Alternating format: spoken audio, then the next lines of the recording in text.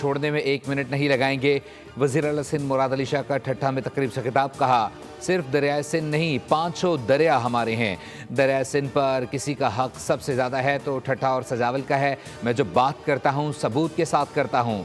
बिलावल भुट्टो बोल चुके हैं, केनाल्स बने तो अवाम के साथ खड़ा हूँगा।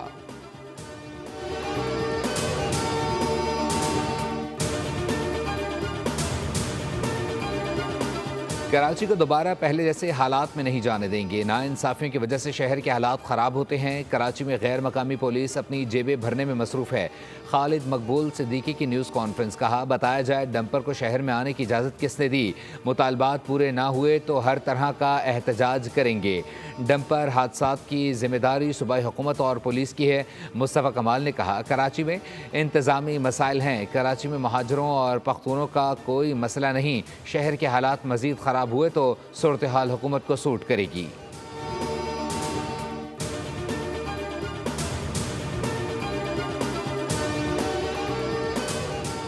हादसात पर सियासत करना दुरुस्त नहीं। अमलाक को जलाकर हम मज़बत पैगाम नहीं दे रहे। मेयर कराची मुर्तज़ा वहाब कहते हैं कि ट्रांसपोर्टर्स की जानिब से हथियारों की नुमाइश गलत अमल है। पुलिस को लाजमी कार्रवाई करनी चाहिए। मुर्तज़ा वहाब ने कहा कि आने वाले वक्त में कराची समेत सिंध भर के लिए बेहतर होगा। तरक्याती कामों की वजह से मुश्किलात का सामना होता है।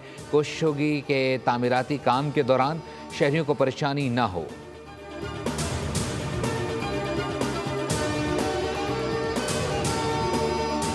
डंपर हादसात में जांबहक अफराद के वर्षा की गवर्नर हाउस आमद।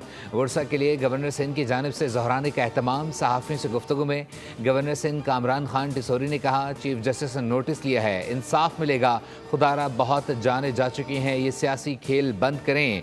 मुतासरीन को कोई नहीं पूछ रहा।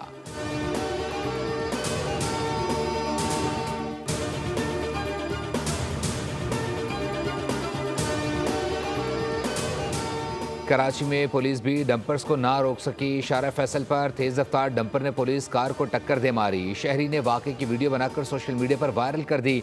ड्राइवर डंपर को लेकर फरार। ट्रैफिक पुलिस का वाक़े की तफसीलात बताने से गुरेज।